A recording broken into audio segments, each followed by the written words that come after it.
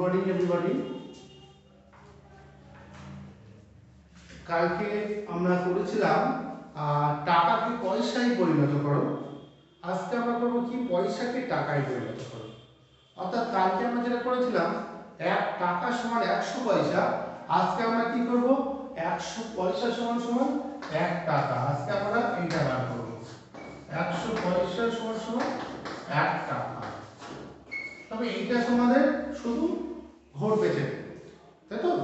100 পয়সাটাকে এইটা কালকে আমরা কি করেছিলাম টাকাটাকে পয়সায় নিয়ে গিয়েছিলাম, তাই জন্য 100 দিয়ে গুণ করেছিলাম। আজকে আবার কি করব পয়সাটাকে টাকায় নিয়ে যাব, তাই জন্য আমরা ভাগ করে করে করব। দেখো 2025 তোমাদের 83 টাকা, দেখো এত পয়সা সমান সমান কত টাকা। এত পয়সা সমান সমান কত টাকা,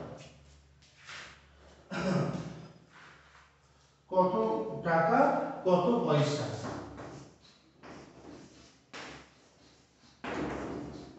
এই কত টাকা এবং কত পয়সা। তাই পয়সাটাকে আমরা টাকায় নিয়ে যেতে গেলে কি করবো বলতো? আজকে যেহেতু আমরা টাকা থেকে পয়সায় গিয়েছিলাম বলে গুণ করেছিলাম, ভালো করে বারবার বলছি, এটা একবার মনে রাখবে, তবে আর কোনোদিন কিন্তু ভুল হবে না। টাকাটাকে পয়সায় নিয়ে গেলাম, তখন আমরা গুণ করলাম, কিন্তু পয়সাটাকে টাকায় নিয়ে যাবো, তখন আমরা কি করবো বলতো? তখন আমরা করবো ভাগ। অর্থাৎ 2025 তাকে আমরা ভাগ করবো কত দিয়ে? 100 দিয়ে। কেন 100 দিয়ে ভাগ করছি? কারণ 1 টাকা সমান 100 পয়সা। 1 টাকা সমান 100 পয়সা, সেই জন্য আমরা 100 দিয়ে এটাকে কিন্তু ভাগ করব। তবে যখনই আমরা ভাগ করলে পয়সাটা কি হয়ে যাবে? টাকা। তার পাশে আমরা ভাগ করি,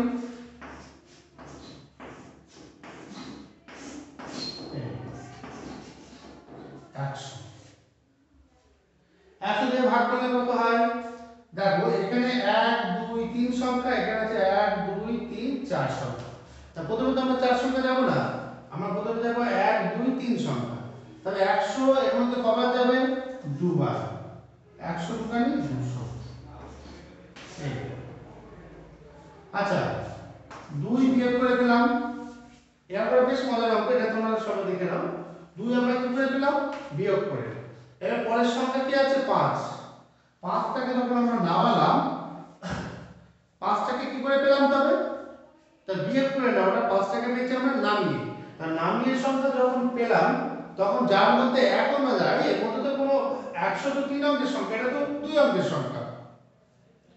এটা 3 অঙ্কের কেন? একটা দুটো তিনটে সংখ্যা আছে বলতে 3 অঙ্কের। এটা 2 অঙ্কের কেন? একটা দুটো সংখ্যা আছে বলতে 2 অঙ্কের। এখানে কি দেখে বোঝা যাচ্ছে যে এটা ছোট, তাই না? তবে 100 তো 25 এর মধ্যে যায় না। তো 100 25 এর মধ্যে যদি না যায়, একবারও যদি না যায়, তাহলে আপনার কতবার যাবে? যেটার মধ্যে একবারও না যায় সেটা 0 বার যাবে, মানে 100 শূন্য 0। তবে এইটা মনে রাখতে হবে, কোনো একটা সংখ্যার মধ্যে যদি তোমার নামানো সংখ্যা তার মধ্যে যদি একও না যায়, তার মধ্যে কিন্তু 0 যায়।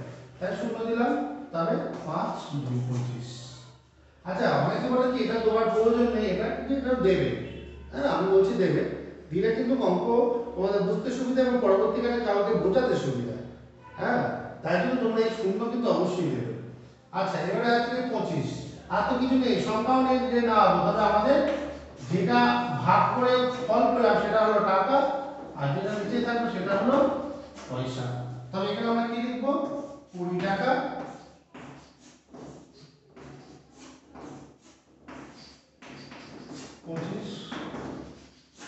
25 পয়সা। ঠিক আছে, আমরা কিন্তু এইভাবে করব। আমরা প্রথম লাইনটা করছি, দেখো পরেরটা দেখো। এখানে তোমরা একটা জিনিস তোমাদের বইতে যেটা দেওয়া আছে শুধু টাকা আর পয়সা, শুধু উত্তরটা লেখার জায়গা করেছে, কিন্তু মেন কিভাবে করতে হচ্ছে সেটা কিন্তু দেখায়নি। সেটা আমরা এইভাবে করব। এটা মুছে দিলাম, তারপরেরটা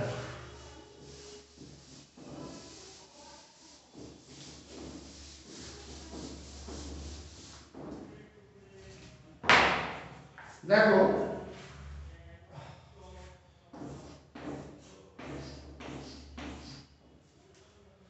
12,000 পয়সা সমান কত টাকা কত পয়সা।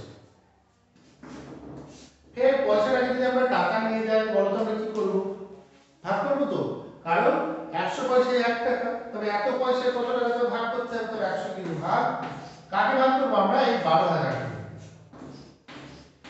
এই এত টাকা ভাগ করলে তো টাকা হয়, তাহলে দেখো এখানে আমরা ভাগ করছি কত, 12,000 পয়সাকে আমরা 100 দিয়ে ভাগ করছি। দেখো এখানে 3 সংখ্যা, এখানে 1 2 3 সংখ্যা নিলাম, 100 কি 100 0 2 0, 100 200 মধ্যে কমা যাবে, 100 মানে 200, এবার 0 নামালাম, নামিয়ে পাচ্ছি, তাহলে 0 এর মধ্যে 1 ও না গেলে কত যাবে, 0 হবে, বিয়োগ করে কিন্তু পেলাম না, এই 0টা বিয়োগ করে পেলাম, এই 0টা কি বিয়োগ করে পেলাম, দেখো তবে এর মধ্যে কি আবার 100 এর 0 দেব, হবে না, কেন, এটা তো বিয়োগ করে পেলাম, কিন্তু এই 0 যেটা পেয়েছিল সেটা তো নামিয়ে, তাই নামানো সংখ্যার ভিতরে যদি 1 না যায় তার মধ্যে কিন্তু 0 যাবে, তাহলে আমার 120 টাকা, কোনো পয়সা নিয়ে লিখবো না, এটা আরো খুব সুবিধা হলো, তবে এটা 120 টাকা। পয়সাকে যদি আমরা 100 দিয়ে ভাগ করি তবে সেটা কিসে চলে যাবে, টাকায় চলে যাবে। দেখো নেক্সট 75,600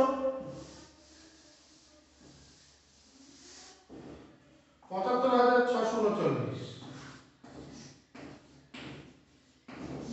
এত পয়সা সমান সমান 75,639, তাকে আমরা 100 দিয়ে ভাগ করব।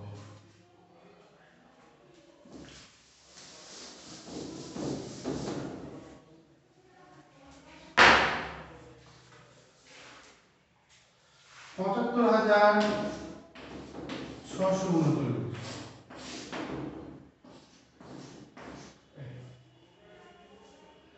তো আমার এখানে 3 সংখ্যা আছে বলে প্রথমে আমি 3 সংখ্যা নিলাম, তাহলে 756 ভিতরে, তাহলে 100 গ্রামটা আমরা 100 কে 100 100 দোকানে 200 100 কিনে 300, তাই তো, তাহলে 7 100 700 8 100 800, একদম সহজ নামটা, সেই জন্য আমরা এখানে 7ই দেব, যেহেতু প্রথমে 7 আছে তাই 7 বাড়ি যাবে, হ্যাঁ, তারপরের সঙ্গে নিশ্চয়ই কিছু বড় থাক ছোট থাক আমার দরকার নেই, 6 থেকে 0 বাদ দিলে 6, 5 থেকে 0 বাদ দিলে 5 3, দেখো 100 কবার যাবে, প্রথম সংখ্যা 5 আছে, 5 দিলাম 500, পরের সংখ্যা হচ্ছে 9, আবার 100 639 যদি কবার যাবে 6, 106 600, তাহলে 9 39, তাহলে 756 টাকা 39 পয়সা, ঠিক আছে, তো এইভাবে কিন্তু আমরা করব, 756 টাকা 39 পয়সা, হ্যাঁ,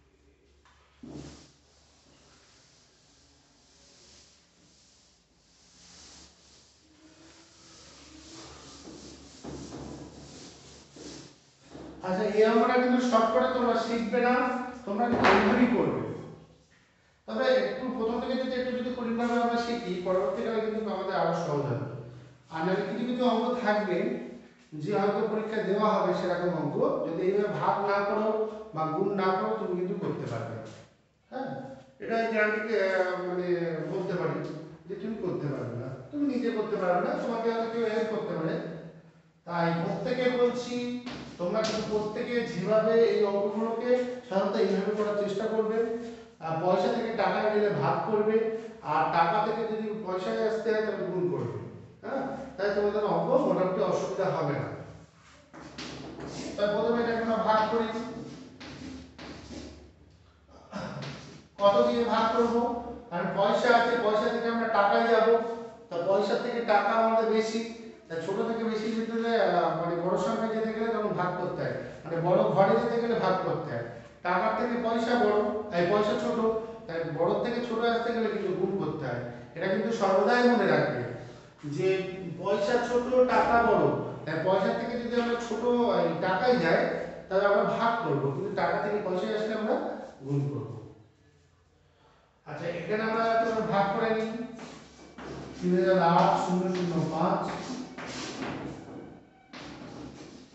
100 3 বার 300 800 কবার যাবে বলো 800। আচ্ছা এবার তো 0 মিলে যাবে 0 5 নাম্বার। আচ্ছা নামানো সব যার মধ্যে এখনো যায় তার মধ্যে কত যায় 0 বার, এর মধ্যে 0 বার যাবে, তাই তো? তাহলে 5, তবে 380 টাকা 5 পয়সা। দেখো ভাগ যদি না করলে, আমি যদি এখানে যদি 50 পয়সা দিতাম অনেকে কিন্তু কোটায় ঠিক দিতে, তাই তো? তাই জন্য তোমরা অবশ্যই কিন্তু ভাগটা করবে। তাহলে 380 টাকা 5 পয়সা। তো এইভাবে আমরা অঙ্কগুলো বাকি যতগুলো আছে এই 83 খাতার বাকিগুলো কিন্তু কেটে দিতে হবে। তবে 83 খাতা বাকিগুলি